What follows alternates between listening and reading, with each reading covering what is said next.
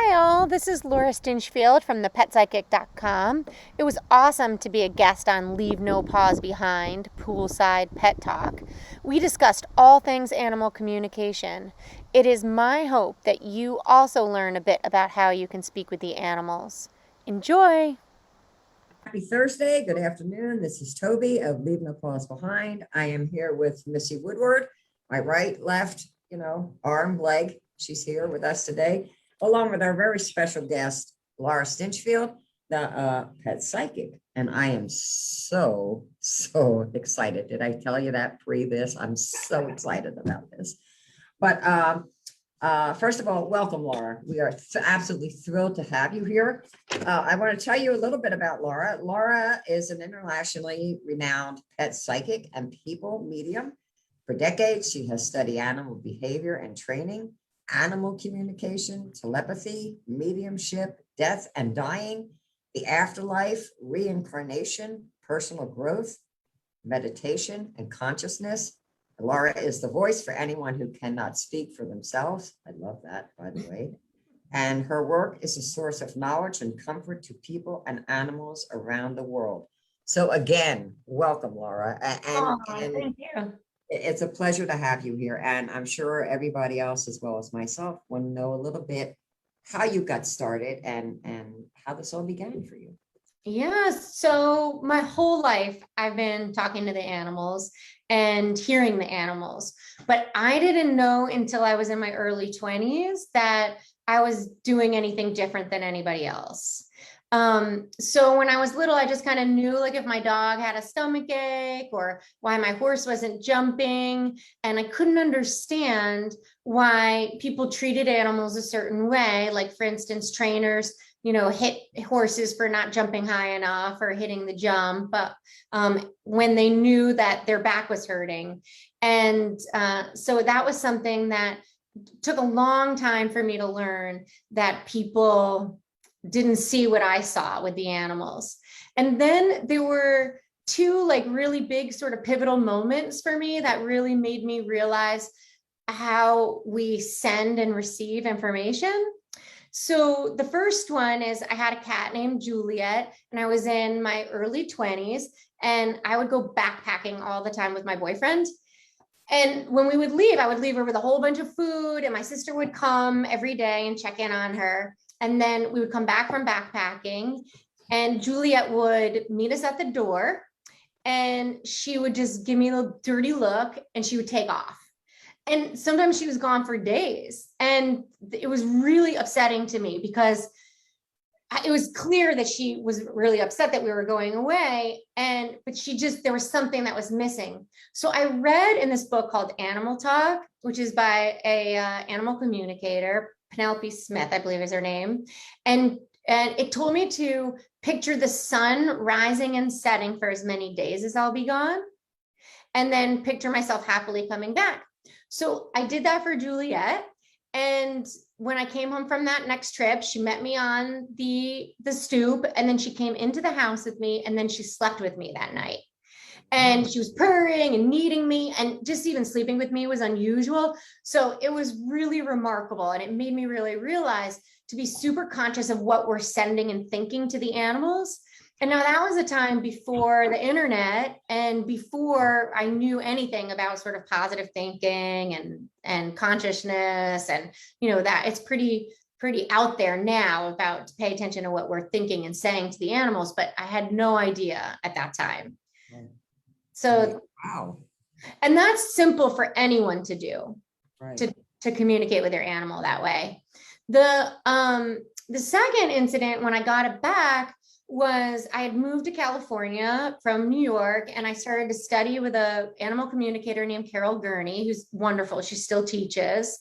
And I came home from the first day of her workshop, and I said to my dog, Lala, how are you feeling? I was just practicing. And she said, as I heard it as clear as day, she says, Mom, I'm dying inside. And I said something to my boyfriend. I said, Lala said she's dying inside. And my boyfriend said, "Oh no, you're crazy. She's fine." I mean, she was hiking with us and everything. So there was no outward appearance that she was slowing down. And 2 months later, she died of a splenic tumor. Oh, So those were really like huge moments for me that made me really realize like, oh, we really can get it back and we can really send it. And then I adopted a wolf hybrid who just was extremely difficult. And I was searching for answers of how to train her.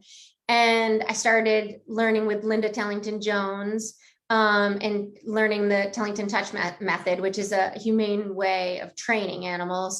And the instructors there were saying to me, like, what are you doing with animals? You're doing something different. And I really had to look at that because that was the first time someone who I looked up to started to say to me, like, I notice animals are different around you. Like, what are you doing? And so then I started to really think about it, about how I'm sending and receiving messages and what I'm getting from the animals and how I'm interacting with the animals.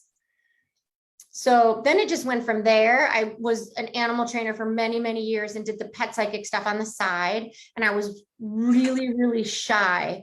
I was a very shy individual at the time.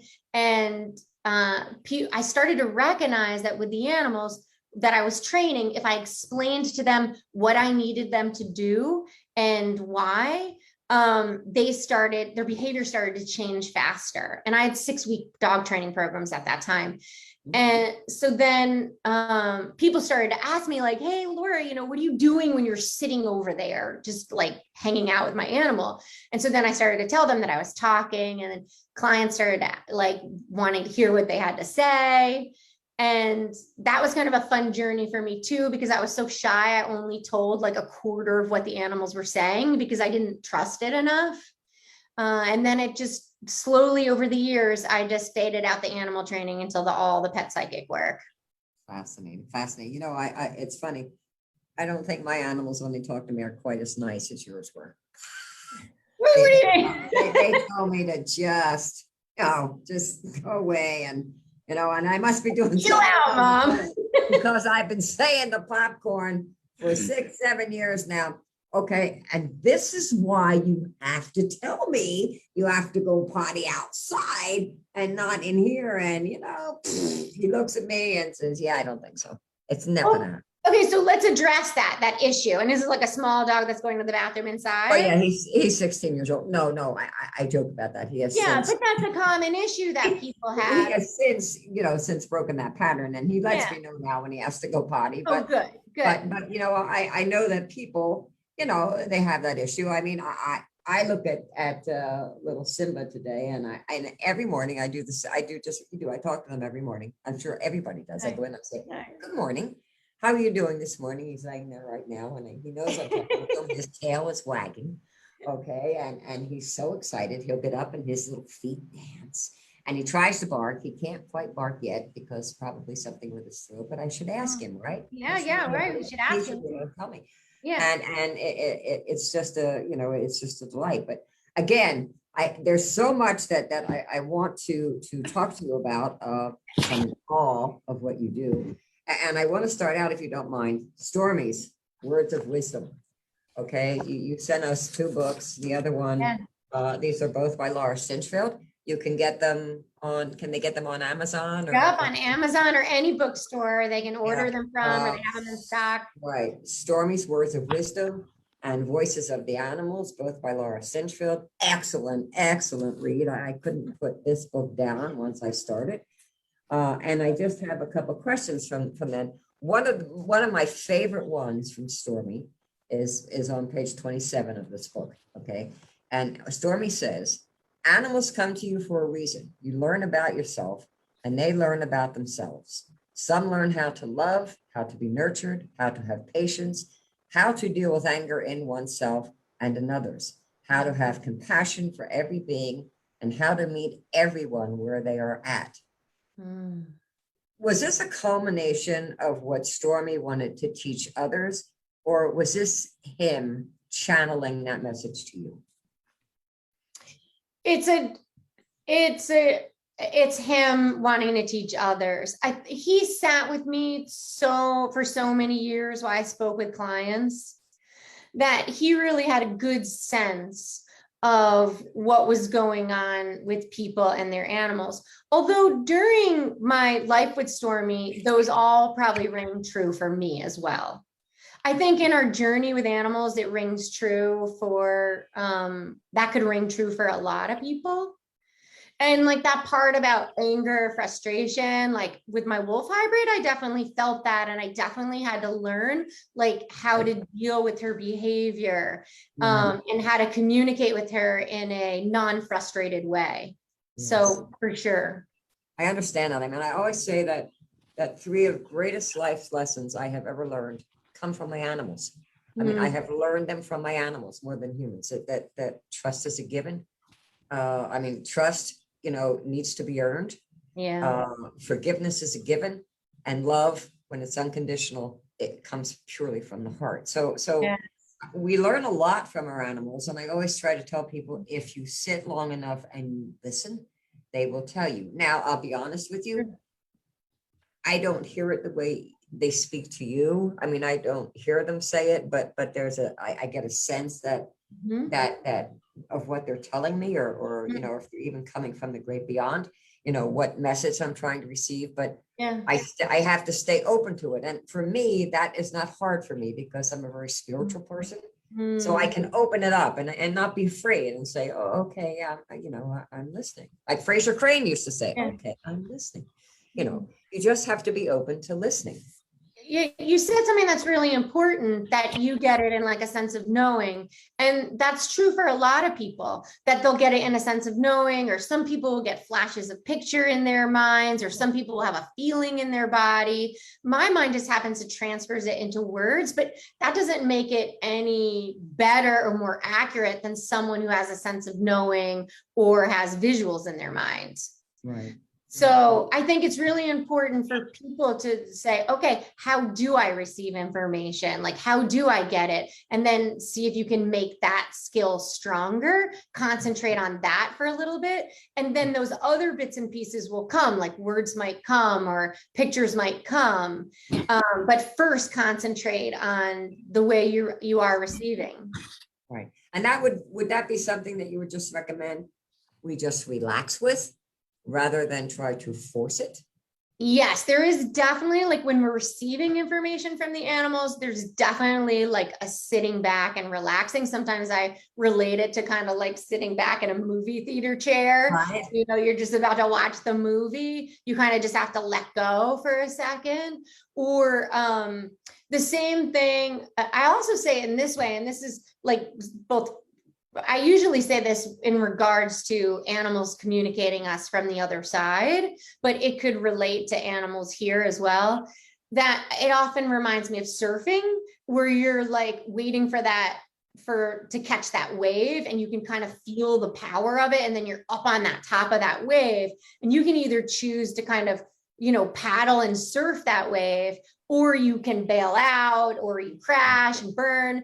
And it's the same thing with communicating with them or hearing guidance from spirit. There's this moment where you're at the top and it's about to hit. And we are people by nature, especially now, want to pick up their phones, and they want to go and do more chores. And it's hard for them just to sit, and they'll often feel that within themselves, and then reach for their phone, or they'll go up and do an errand or something. And really, they just need to sit and see what happens and see what comes. That makes sense. Right. It's interesting, because I do, and I have ever since I gotten into rescue. I feel such a very strong connection with animals.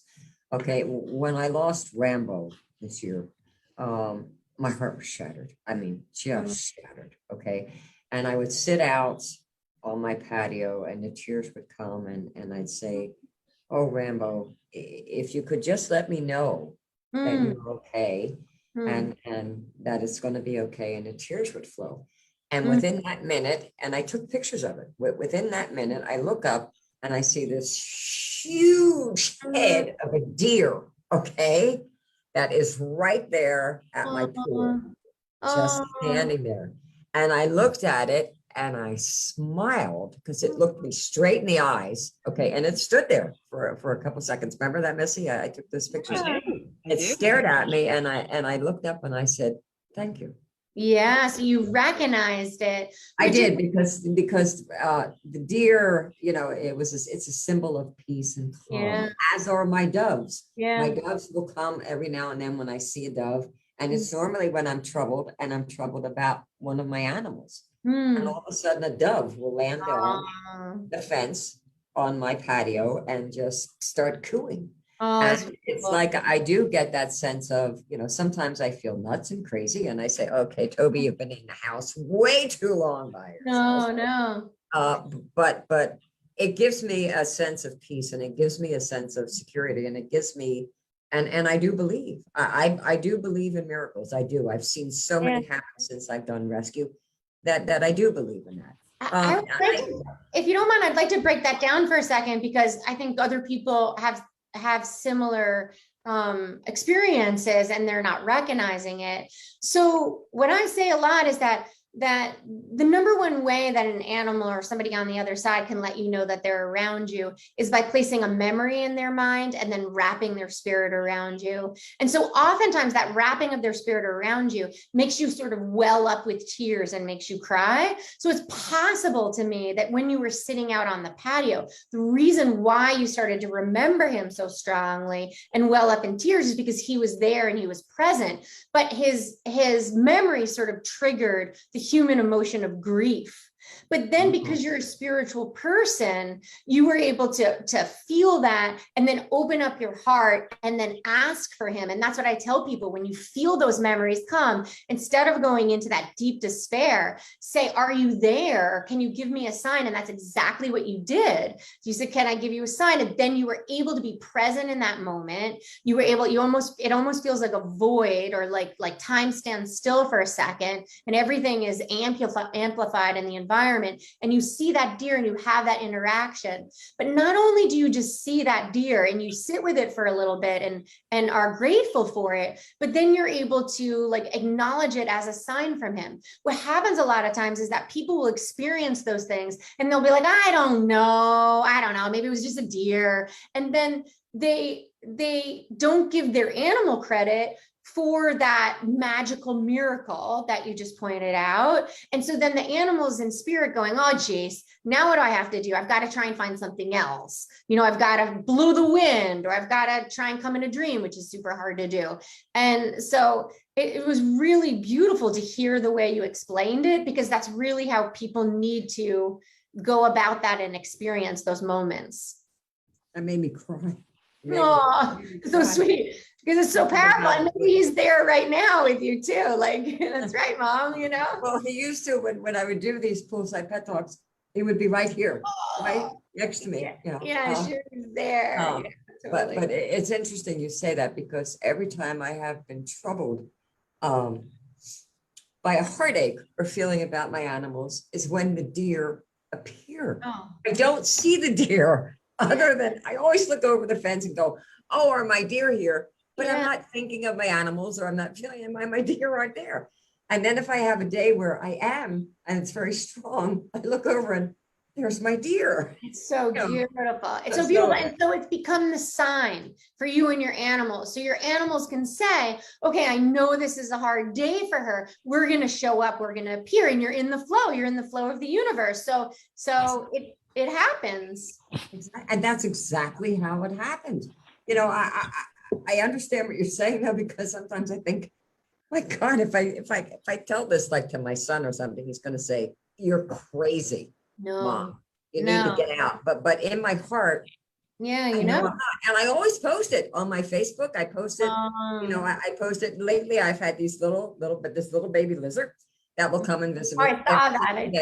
Every single day I'm on the patio. Yeah. And he's out there. I call him my little buddy, and he gets out there and he gets on the pad that Rambo used to lay on. No way. And he just is basking in the sun, and I smile. And I say, hello, welcome back.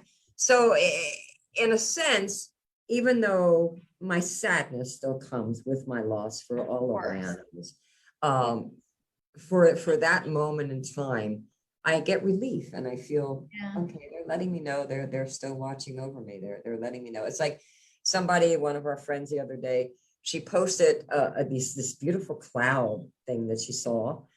Jessica, this is for you if you're listening. She posted this beautiful cloud and she said, look at my view today. And I looked at it and I took the picture and I circled. And I know she recently lost her animal. I circled and I sent it back to her and I said, do you see him? I said, Bodhi stopped by to say hello. I said, and I circled it and you can clearly see, I said, he wants belly rubs. His feet are up in the air. His tail is there. And she hadn't seen that.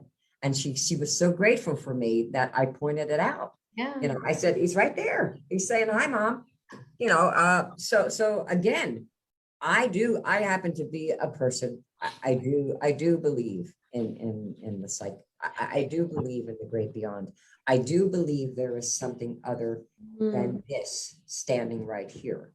And it took me a lot of years, I will admit this, to be able to not be afraid of it and to be able to embrace it. I mean, I've had people that I've lost in my life that have appeared to me. And when that first happened to me, it freaked me right out. And then I stopped and I said, wait a minute, you know, he's coming, you love this person and he's coming to help you. And I learned to relax with it and a peace came over me. So my son, if he's listening to this, he's going to say, okay, we got to get over and get Nana out of the house. You know what though, until something happens to him where he needs it, you know, where he needs like a connection somehow and something will happen and he will feel connected. Right. You know, I really believe that because in some ways, I think we've all had those moments where just we're in awe of what's the universe or what's happening or synchronicities and coincidences. And it's just a matter of time that you're just like, there's more to it than just a cloud that showed up. But do you believe that you have to be open to it? You have to be open in order to be able to experience it, whatever our animals or even people are trying to tell us. Don't we have to be open to it? I do. I believe we have to be open to the possibility. I mean, Okay. we don't have to be, people don't have to be full believers. They don't have to say, I believe it, but they have to be open to the possibility. I mean, I have seen things where things happen to people and it's like slapping them in the face and they just can't see it. They're just not ready. They can't see the magic in the moment. But you know, sometimes in time they do open up for some reason and they do start to see it. So yeah, I think and also what I love about what you're saying too is like you had said something about, oh, like I had to ask myself or, oh, I had to think about this. And there's a level of introspection of like, okay, what's happening now? Or how do I feel? And when we can connect in with that, it does sort of open up a broader picture for the universe to talk to us because we kind of know how we're feeling. And so then we can know if there's something else that sort of pops in. But if we're chaotic all the time and we're not in touch with our feelings and we're not in touch with our thoughts, we're not in touch with what we're sending out there, then it's going to be harder to receive messages for sure. Okay, great. Thank you.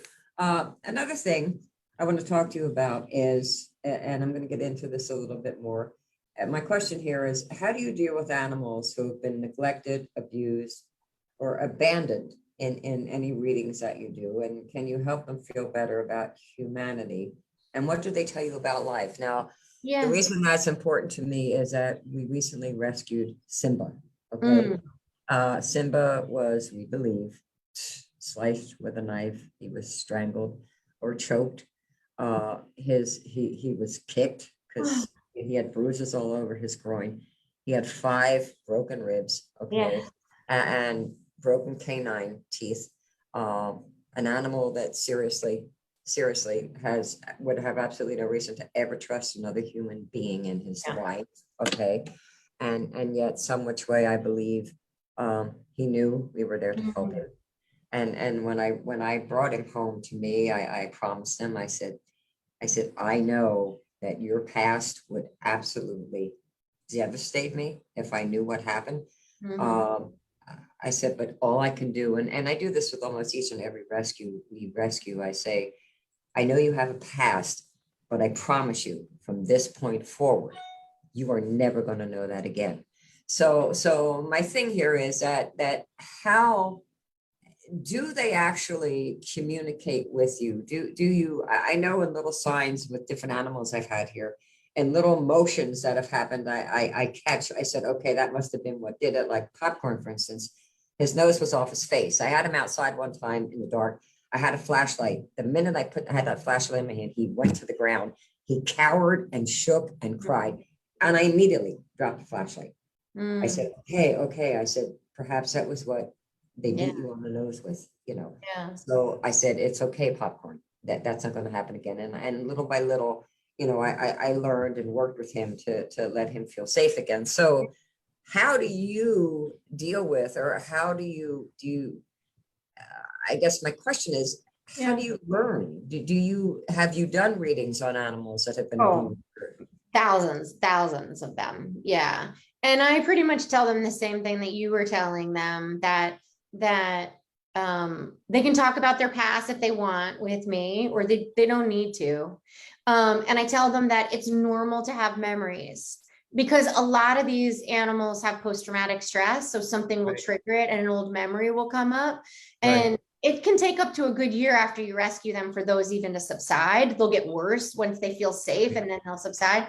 So I tell them that's normal to come up. And I tell them that they are going to have the most unbelievable future that they can imagine. And I just try and give them as many images as possible and as many feelings as possible about what I want for them. So like if I want them to be able to run at the park off leash, or I want them to play in a group of dogs, or if I want them to enjoy being pet by strangers, I just put those images out there for them so that they know what that future can be. And then I tell them they have a home for life, or that we're looking for a home, someone that they will have a home for life, and that they will always be safe.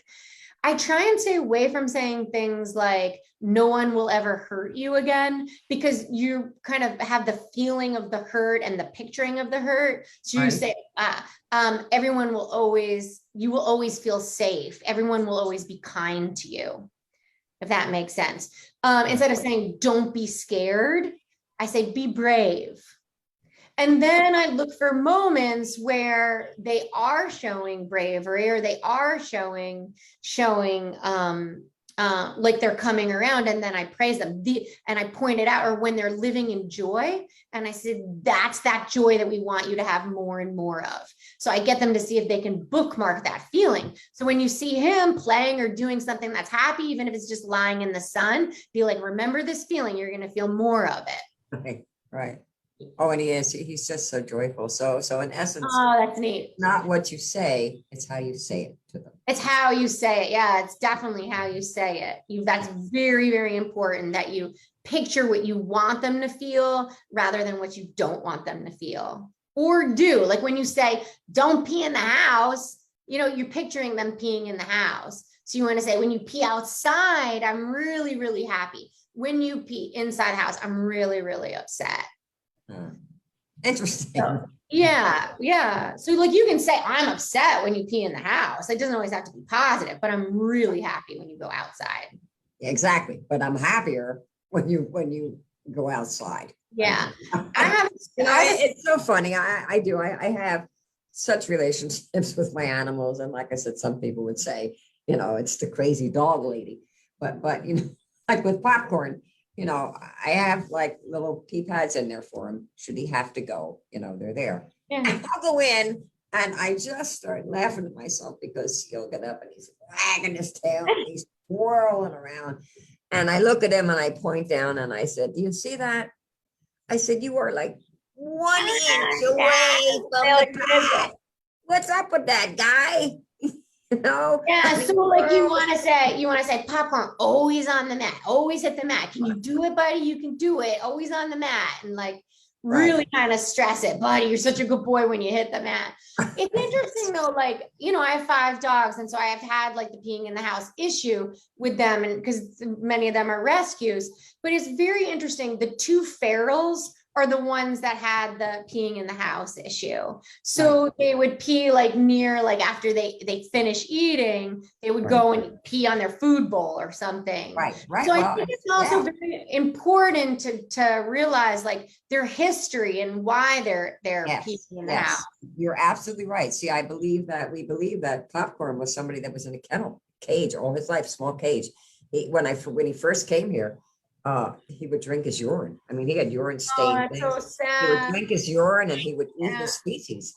And I remember looking at him and saying to him, okay, little man, I don't know what happened, but I'm going to tell you right now, you don't have to do that anymore because there's always going to be clean water for you and here's some food. So in a way, I think Popcorn was feral, even though he was such a loving, happy little dog. He didn't have, and when I got him, he was 8, 9 years old, so any bad habits he had already been formed. That first year. And I wouldn't really say, Laura, in all fairness to him, it wasn't a bad habit he had. It was the only thing he knew. Right. And I had to have the patience to teach him. Yeah. And that first year of their life, it's imprinted. So it's like that, if something's established in that first year, it's hard. I mean, think about us, how hard it is to change a habit. I mean, you have to think the same way about in us in our daily lives, I always say I'm trainable. I am not manageable. And sometimes I'm neither one of the two. Depends on the day, you get me. Okay. Another question I have is, how do you know your animal is speaking to you from the Rainbow Bridge? Ooh. Well, many ways. I mean, they come all sorts of different ways. Sometimes they can come in dreams, but dreams and when they come in a dream, it's like more vivid than life. Like any visitation in a dream is like more vivid than life. And sometimes it can be distorted because what they have to do is they have to come into our conscious, wipe it clean, create a dream that makes sense, and then wake us up so we remember it. Or they have to take an existing dream, put themselves in it, make it make sense, and then wake us up so they remember it. So it's hard for them to do, but when it happens, give them credit for it. And in the dream, there might be little symbolism where you might have to Google like spiritual significance of snake or spirit, because there might be something in there that they're trying to tell you, and they just don't have enough time or enough energy to be able to manifest it all. So they give you little signs within the dream. So that's one, like we were talking about before, when all of a sudden you have a memory in your mind and then you well up with tears. That's very often them communicating with you. Well, that's interesting. That is, so it isn't, it isn't me just having that moment of missing him, but it's actually. Sometimes it is. Sometimes it's that moment of just missing them, but sometimes it's them there visiting you. Okay. Especially in those first few weeks when you're really suffering, and you're really, where those first months, definitely. Yeah, it's them. Or like sometimes people feel them getting up on the bed, or they see them out of the corner of their eye. That has happened to me. That has happened to me. After Rambo passed, I looked down one morning and I said, my God, he's right there. Yeah. I saw him. He was right. I mean, and I actually went and put my hand down to pet him. And and that's a good one too, because that happens all the time. This is so interesting. Oftentimes the animals on the other side tell me that they feel their people petting them or hugging them or kissing them or playing with them.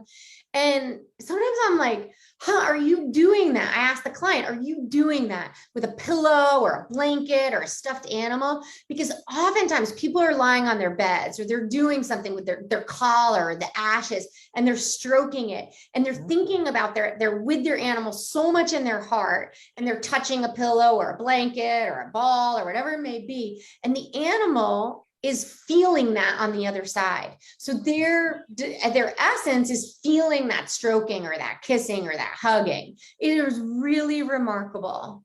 So like anytime your heart is present and you're thinking about your animal, they hear you and they feel you.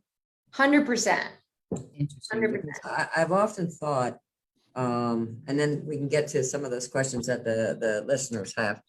Missy, I know that one had about the dream, and Laura pretty much covered that one. But sometimes I feel Allie, even though, you know, I love all my animals, Allie was my heart dog. Okay, she's a golden retriever. I had her for 13 years. Took me through the good, the bad, the ugly, you know. Yeah. So that when it came time for her to cross was the hardest thing I ever had to do, but I was with her. And it took me almost 3 years. 3 years. I said to myself, I mean, I rescued other smaller dogs, never had small dog in my life, but all of a sudden I found myself with 2 small dogs, tiny dogs. Yeah, me too. I got those too. Yeah. And I said, I don't think I'll ever be able to love another big dog. I didn't think I would be able to do it. And then Rambo came along. So no, it's not true, because of course you can. He was a big dog. Yeah. And then something, I kept looking at him and I kept thinking at the time he had pemphigus, he had no hair. I mean, he just was terrible looking. And I said, oh, I can't, I just can't, I can't. He was in the hospital for 8 months, but some which way I said, and I posted this, I write, and I am a writer. I do love to write. And I always feel that when I'm writing, it's not me that's writing. It's coming from, I mean, because I look at it and I go, beautiful. Wow, that's like packed with a bunch of feeling, you know. Yeah. It feels like that surfing thing where you're at the top of the wave and it's coming. I feel like too when I'm writing. And I feel like there's something beyond me, me too. that is penning it, because there's so much feeling and I'm crying as I'm writing half the time. I love it. But I always felt that Allie said to me, it's time. He needs you and you need him. Yeah. Nobody was stepping up to foster him. Yeah. And you know, even our own vet said, he needs you. I can trust that you'll give him his medication. I can trust you're going to keep him on his regimen. I can, because he had so many restrictions. I can trust you. And I said, and I posted it and I said, it's divine intervention. You know, she's telling me it's time, Mom, it's time. Yeah. And then the rest is history. I never looked back. 4 years I had him. I was blessed with him. So Toby, listening to you, I'll bet you hear them 100%. I'll bet you could just talk to them like I can talk to them, because you're I don't know that's what I'm doing. I think it's just so easy that you're not giving yourself credit for it. But I think it's coming naturally for you. You're super aware. And like, I mean, I don't want to, you're super aware. I really feel like you could just like have a conversation. You just have to trust it. I do. Yeah, I know. I think you just have to trust it, because you're getting it. And like, you're so aware of what you're thinking. You're aware of the environment. You're aware of yourself, like just the space. I really. You know, it's funny because people will ask me, how do I pick the dog I rescue? How do I pick them? Because I get sent so many of them. And I say, and I tell them, and this is honesty, I said, I don't pick them, they pick me. I said, I will see a photo and it will speak to me. And I will say, okay, like it was Simba. I had no idea. We had no idea what was wrong with Simba, but he looked so downtrodden and so sad, and he was going to be killed that day. And his some which way that photo spoke to me, and I said, okay, I hear you. I'm coming. I'll get you. Don't worry. But so answer me this, like, was there a time in your process that you put an intention out to the universe? Like, I only want dogs that I can really help, or I want dogs I'm really connected to, because it seems like you're in the flow and you have to have that clear intention for the universe to be able to manifest it all like that. Does that make sense? Like, it sounds like you created an intention and then the universe is providing it back to you. It's funny you should say that, because Leave No Paws Behind specializes in seniors, special medical needs dogs, and dogs at the end of their life. And I didn't really know what my mission was going to be until I met a golden retriever dog named Toby. And he was wrapped in a sheet. This was, again, 10 years ago. And I said, my God, so much way I have to get that dog. I can't let him die alone. Okay. They were going to kill him.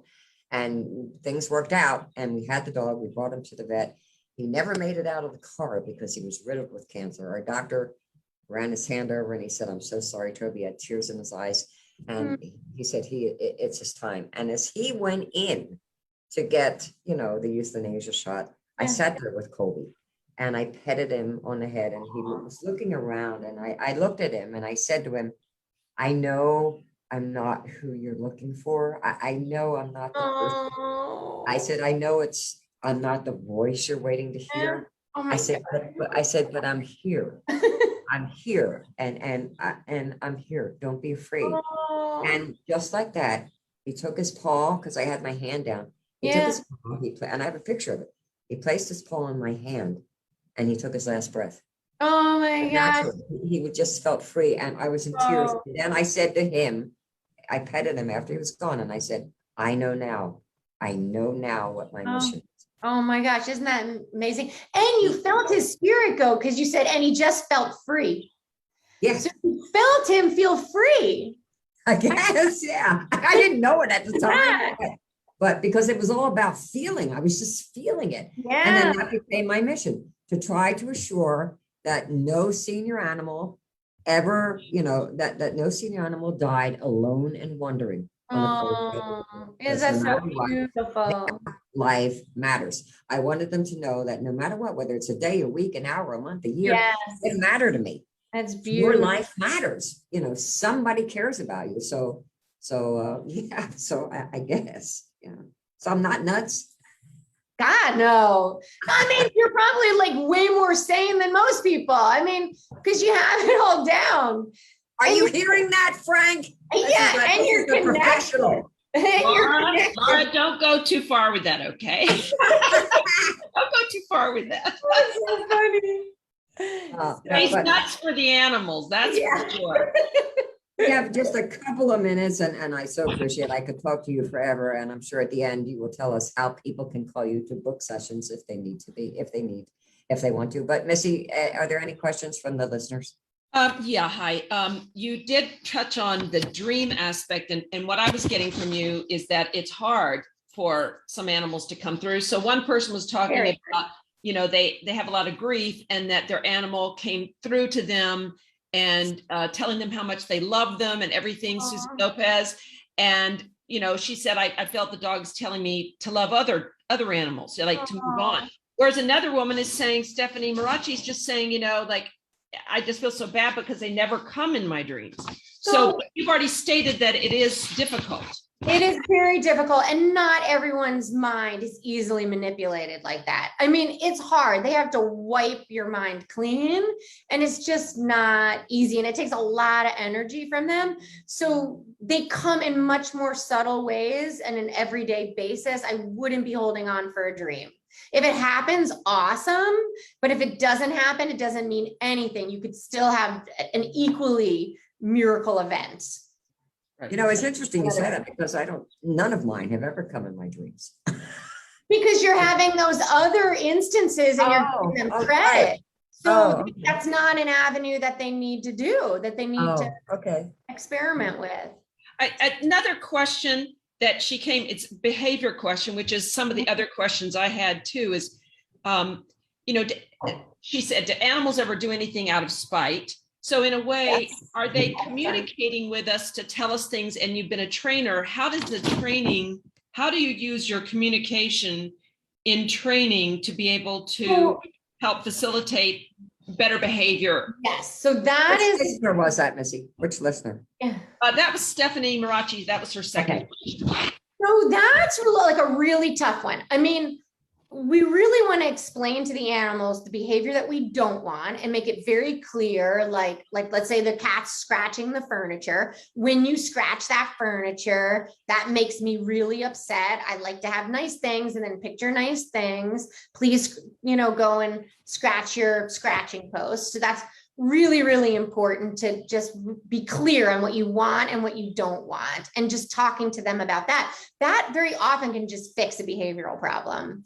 But if you're doing training because you have like serious aggression issues, or your dog is just a spaz, it's really important to keep them separate, be really clear. But when you're training, train, because sometimes what happens is we try and humanize them too much. And sometimes our dogs just need to have a knock it off. Like that's inappropriate. Or a back command where they go behind us and you can talk to them later. So it's really important to have a qualified trainer as well if you have a behavioral problem. If that makes sense. Does that make sense? I had one more question about, how, since we deal with seniors and special needs and everything, how can we best support our ill or dying pets with communication so that way they feel comforted when they feel really bad, or, allowing them to move on and feel comfort as they go? When they're on their journey of passing away, it's really tough because we almost have to take two different tracks. And we have to, one, be on the track of like, we're going to heal you. And we want to be open to any supplements or any medical care that may heal our animals, because I see many, many animals heal from incurable diseases like cancers or diabetes or autoimmune diseases. All of a sudden they'll heal it from them. Or my own German Shepherd, he could barely walk and now he's, running around. So there's that, but then there's also, we're prepared to like let them go and ready for their journey. So it's very, very difficult, but the main thing is to stay in joy and to really have fun with your animal and to not get drawn into, oh my God, my animal is dying, and staying in that space all day long. That is very, very unhealthy. You have to have self-care. You have to go and swim, do yoga, go out with your friends, like continue to do those things when you're sick, when your animal's sick, and then also support them in any joy or things that they like. If they like a heated blanket, or, they like a certain type of food or treat or certain pet or playtime, but then also tell them, also the medication thing is very important. Don't try and sneak your animal medication. It's very important that you tell them, I'm giving you this medication because you want to know if your animal's having side effects from it. And so and if they're feeling funny from it, you want them to know. So like if you're giving them an antibiotic, this may hurt your stomach. That's normal. I want to know, and so they're not wondering, oh my God, why am I feeling weird? Or if you're giving them a painkiller, like, why am I feeling weird? Like, I'm giving you a painkiller. If it makes you feel funny, I want to know. And so if your animal comes and he's looking like a little bit dizzy, maybe it's too much. And that's something you can talk to your vet about. So I've had that happen. With medication, and they've come to me and they've all of a sudden started breathing heavily after a pill. And I said, okay.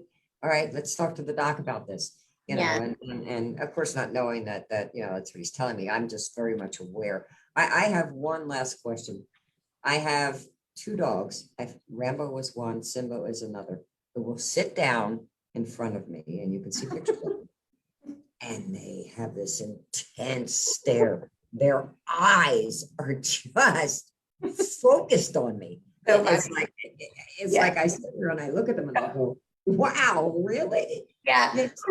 I mean, and they don't break their stare, and if I move, the eyes, they follow me. I want to tell you something.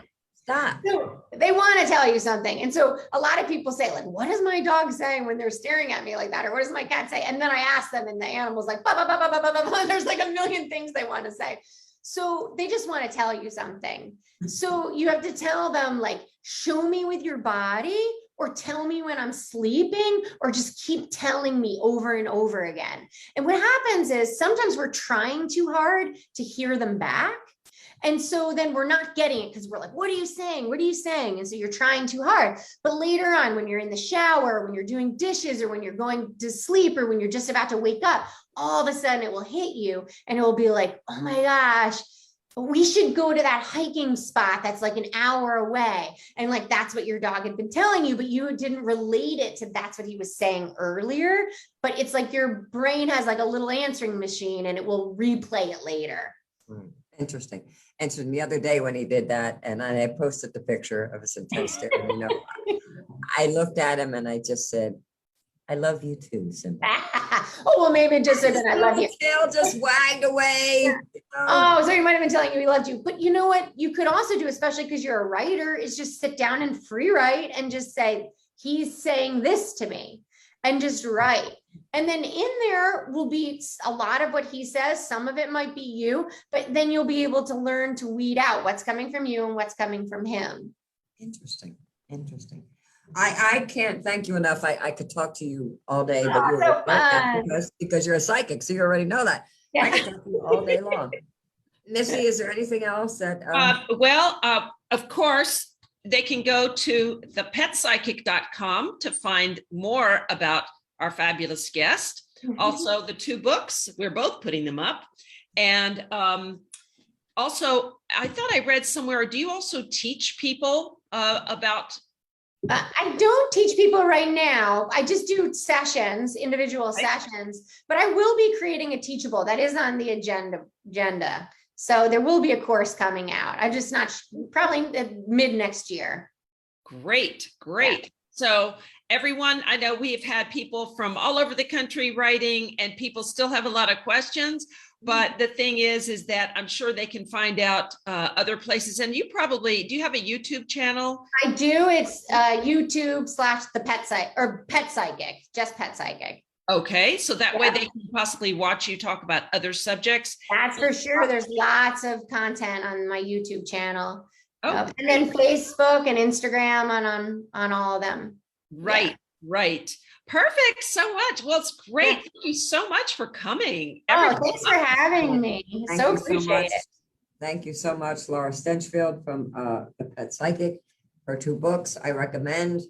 And the meditation CD too. There's a meditation. Yes, you sent me the CD. Yeah, for deaf and dying.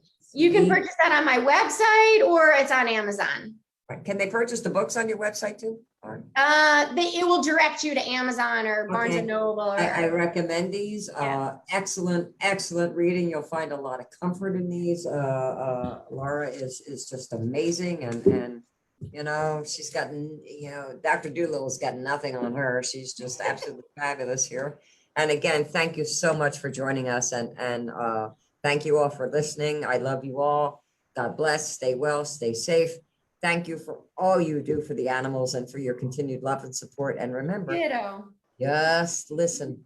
Open up your heart, open up your mind, and listen. Let them come in, let them speak to you, because they have a lot to say. Okay. Again, thank you so much. God bless. Thank you. Bye, everybody. Thank you. You can find my books, my meditation CD on thepetpsychic.com. You can also find them on Amazon, and you can find them at any bookstore worldwide. Look out for them and read them and listen to them. I know you will enjoy them.